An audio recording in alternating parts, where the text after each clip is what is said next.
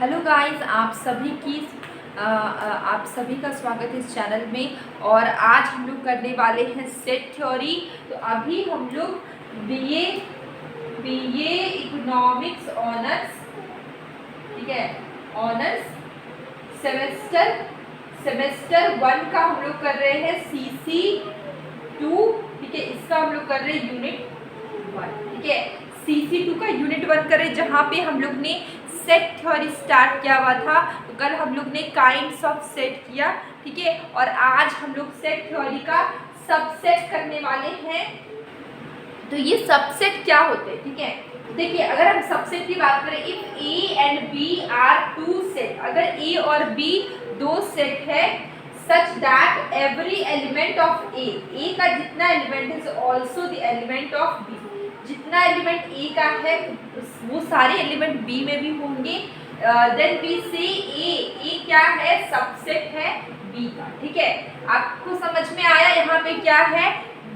If A and B दोनों set है जहाँ पे एवरी एलिमेंट ऑफ A का जितना भी एलिमेंट है वो सारे एलिमेंट B में भी होंगे, तो हम लोग कह सकते हैं कि A is the subset of B, ठीक है।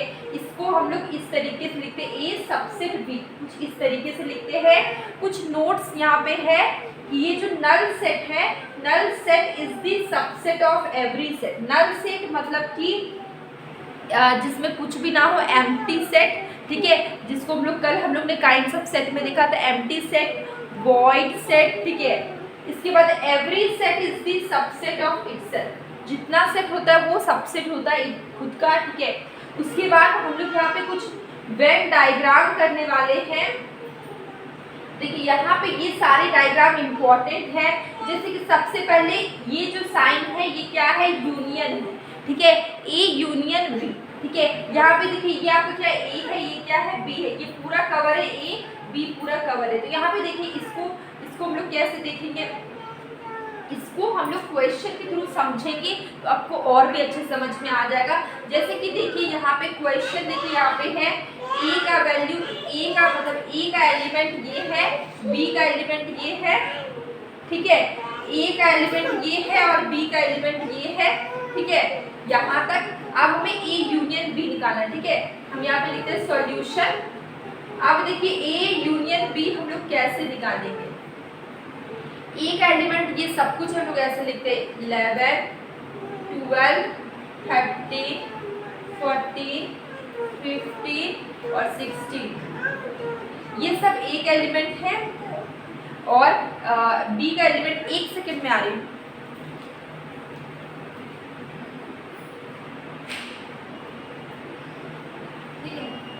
तो ये देखिए ये सारे आपके A के एलिमेंट है और यूनियन का साइन, ठीक है, ये हमारा यूनियन का साइन है।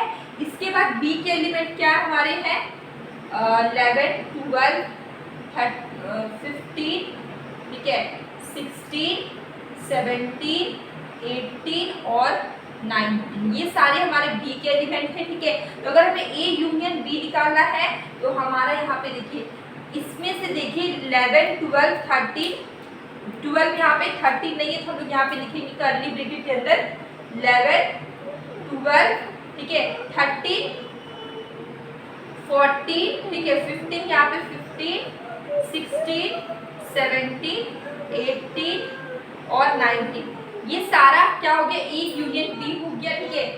A यूनियन B में ये सारा मतलब कि 11 में A में जितने थे सारे एलिमेंट और B के एलिमेंट सबको लिखेंगे एक साथ में, तो आपका A यूनियन B आएगा, ठीक है।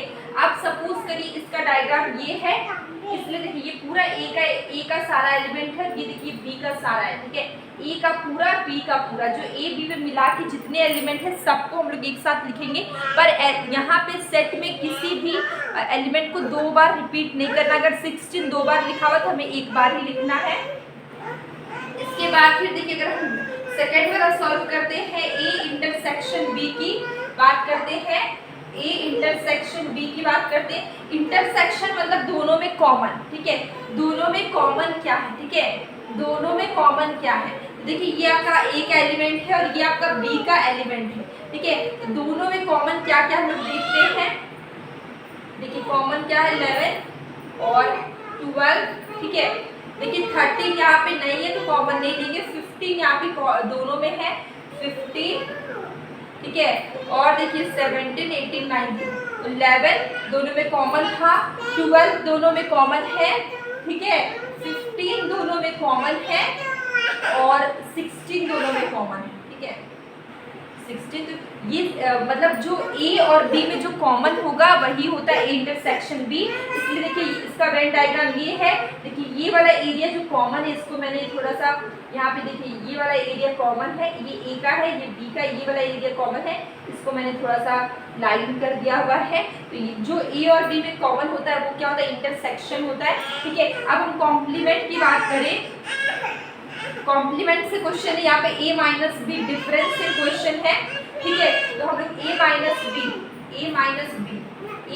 बी कैसे निकालेंगे, देखिए ए माइनस बी की बात करें तो देखिए यहाँ पे ए में से बी को माइनस करना है, डिफरेंस निकालना है 11, 12, ठीक है। अब देखिए यहाँ पे 15, 16, 17, 18, 19, ठीक है। तो यहाँ पे देखिए 13 और 14 होगा डिफरेंस ए और बी का बीच डिफरेंस। यहाँ पे देखिए 13 और 14 है, यहाँ पे देखिए कहीं पर भी बी ए के एलिमेंट में 13 और 14 है, बी का एलिमेंट में कहीं भी 13 और 14 नहीं है, ठीक है। इसके बाद देखिए तो इसका आंसर 13, 14 बी माइनस ए, ठीक है। तो देखिए अब हम देखते हैं कि ये देखिए ना, देखिए बी में देखिए कि बी में कौन से एलिमेंट है जो है और ए में नहीं है। देखिए 11 दोनों में है, नहीं होगा, 12 भी है। अब देखते हैं 15 है, 15, 16 भी है, 17, 18 और 19। बी माइनस ए हम लोग डिफरेंस निकाल रहे हैं, तो ये देखिए डिफरेंस निकाल रहे हैं बी माइनस ए। तो आप देख सकते हैं 17, 18, 19 बी में है लेकिन ए में नहीं है, ठीक है। 17, 18, 19 बी में है लेकिन ए में नहीं है, ठीक है। तो हम लोग डिफरेंस निकाल रहे हैं, तो देखिए इसका बी माइनस ए अगर हमें निकालना है, बी माइनस ए, तो देख सकते हैं 17, 18, 19 बी में लेकिन ए में नहीं है, तो ये हमारा डिफरेंस में ये होगा। और अगर a माइनस बी निकाल रहे हैं तो देखिए a माइनस बी की बात करें तो 11 दोनों में, 12 दोनों में है, लेकिन 13, 14 a में है लेकिन b में नहीं है, तो इसका आंसर होगा 13 और 14, ठीक है। तो ये जो a माइनस बी की बात करें, डिफरेंस की बात करें, नीचे आइए तो नीचे थोड़ा ये ना, ये डायग्राम ये नीचे ये देखिए डिफरेंस ऑफ सेट की बात करें तो देखिए a माइनस बी की हम लोग बात कर रहे हैं।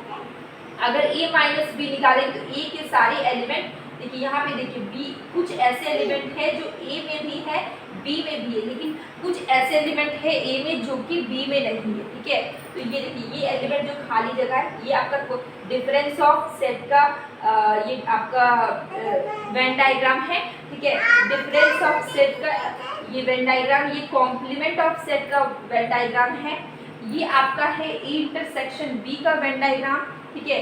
दो ए और बी में जो कॉमन होता है वो होता है इंटरसेक्शन बी, और ए यूनियन बी की बात करें, ए का पूरा एलिमेंट, बी का पूरा एलिमेंट, सबको मिला देंगे तो ए यूनियन बी। तो ये जो वेन डायग्राम्स हैं ये सब भी इम्पॉर्टेंट होते हैं, इससे भी एग्जाम में क्वेश्चंस आते हैं।